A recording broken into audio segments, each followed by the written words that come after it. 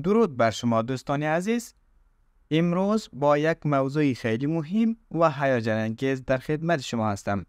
چیزی که نه تنها برای مردم هرات بلکه برای تمام افغانستان اهمیت دارد. ساخت ترمینال مسافربری جدید در ولایت هرات. از ابتدا تا کنون با شما درباره جزئیات این پروژه صحبت خواهیم کرد و اینکه چگونه این ترمینال میتواند زندگی مردم هرات را تحت تأثیر قرار بدهد. خب بگذارید از ابتدا شروع کنیم.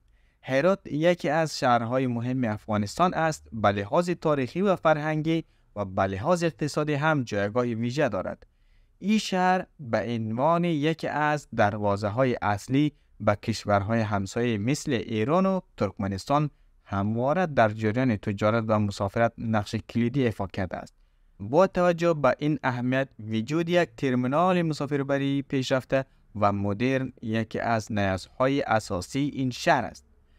این پروژه با هزینه بیش از 20 میلیون دلار در مساحت 1000 جریب زمین با در نظر داشت استانداردهای بین المللی و سهولت‌های همچون هتل، ورکشاپ، پمپ استیشن ها، ساحه‌های تفریحی، 100 تا دکان، 108 نمایندگی تجارتی و 11 اتحادیه در جنوب هرات ساخته می شوند. در سالهای گذشته حمل و نقل عمومی در هرات با چالش‌های زیادی مواجه بود. ترمینال‌های قدیمی نه تنها ظرفیت لازم را نداشت بلکه از امکانات مدرن به بهره بود. این مشکلات باعث بود که مسافران بین شهر بخصوص برای مردم عادی با سختی‌های زیادی همراه باشند. تصور کنید که شما می‌خواهید به کابل یا قندهار سفر کنید و به دنبال اتوبوس مناسب هستید، اما باید ساعت‌ها در صف بایستید و ایستاده شوید و شاید هم در نهایت با اتوبوس قدیمی و بدون تهویه مناسب سفر کنید. این تجربه برای بسیاری از مسافران ناخوشایند بود. این بود که نیاز به ساخت یک ترمینال مسافربری جدید و مدرن احساس شد. دولت محلی هرات در همکاری با وزارت حمل و نقل و شرکت‌های ساختمانی تصمیم گرفت که پروژه ساخت این ترمینال جدید را آغاز کند. این پروژه به عنوان یک زیرساخت حمل و نقل و به عنوان یک پروژه اقتصادی و اجتماعی بسیار مهم شناخته شده است که می توانست تأثیرات بسیار مثبت را بر شهر بگذارد. ترمینال جدید هرات قرار است یکی از بزرگترین و مدرن‌ترین ترمینال‌های مسافربری در افغانستان باشد. طراحی آن به گونه‌ای است که از معماری مدرن و سنتی به شکل هماهنگ استفاده شده است و باعث شده است که تا این ترمینال هم کارآمد باشند و هم زیبایی بصری داشته باشند. این ترمینال دارای ظرفیت‌های پذیرش هزاران مسافر در روز را دارند و اتوبوس‌های بین شهری و بین المللی از اینجا به شهرها و کشورهای مختلف حرکت می‌کنند. یکی از ویژگی‌های مهم این ترمینال سیستم بلیط‌های الکترونیکی است. دیگر نیاز نیست که مسافران ساعت‌ها در صف منتظر بمانند که تا بلیط بخرند. شما به راحتی می‌توانید از طریق اپلیکیشن‌های موبایل یا وبسایت ترمینال بلیط خود را خریداری کنید. این کار نه تنها سرعت فرآیند بلیط فروشی را افزایش می‌دهد بلکه به جلوگیری از ازدحام در ترمینال کمک می‌کند. اما این تنها بخشی از امکانات ترمینال جدید است.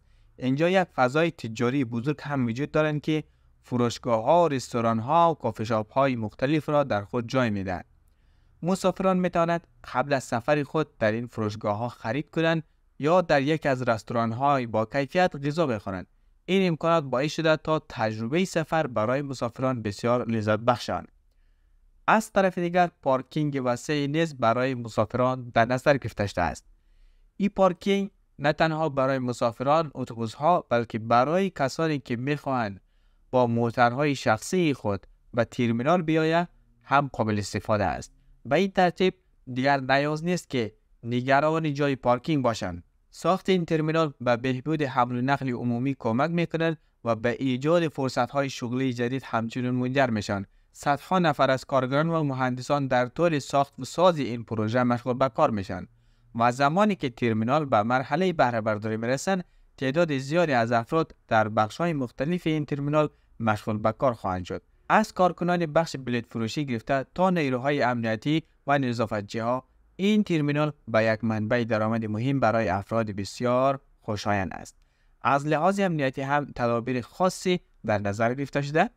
ترمینال جدید هرات به سیستم های امنیتی پیشرفته مجهز می شود که شامل دوربین های مدار بسته، گیت های امنیتی و نیروهای امنیتی مجرب.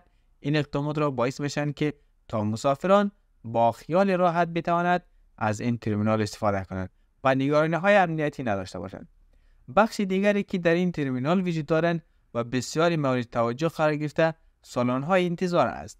این سالن ها به گونه‌ای طراحی شده است که مسافران میتوانند به گونه‌ای راحت استراحت کنند و منتظر اتوبوس های خود باشند. همچنین صندلی های راحت، دسترسی به اینترنت وای فای و صفحه های نمایشی که زمان حرکت اتوبوس را نشان می‌دهد از دیگر امکانات سالن ها میباشند. یکی از نکات مهم در مورد این ترمینال توجه به مسائل زیست محیطی است. در ساخت این ترمینال از مواد دوستدار محیط استفاده می‌شوند و همچنین سیستم های بازیافت و مدیریت پسمانده نیز به کار گرفته میشن. این اقدامات باعث میشن تا از ترمینال از لحاظ اقتصادی و اجتماعی و از لحاظ زیست محیطی هم پایدار باشد. حال که پروژه ساخت ترمینال تازه آغاز شده است و در آینده های نزدیک به بهره برداری خواهند رسید، بسیاری از مسافران و رانندگان از امکانات جدید این ترمینال خوشحال خواهند شد. افراد محلی هرات همچنین از این پروژه به عنوان یکی از مهمترین پروژه های زیرساختی سالهای اخیر یاد خواهند کرد. آنها معتقدند که این ترمینال میتواند به بهبود وضعیت اقتصادی و اجتماعی شهر کمک کند و زمینه توسعه بیشتر را در هرات ایجاد کند. باید گفت که ساخت ترمینال مسافربری جدید در هرات یکی از پروژه های موفق و برجسته خواهد بود که میتواند به عنوان الگویی برای سایر شهرهای افغانستان شود. این ترمینال به بهبود وضعیت حمل و نقل عمومی کمک میکنند و به ایجاد فرصت‌های شغلی همونطور که قبلا ذکر کردم و ارتقای امنیتی و بهبود شرایط زیست محیطی همچنان منجر میشن.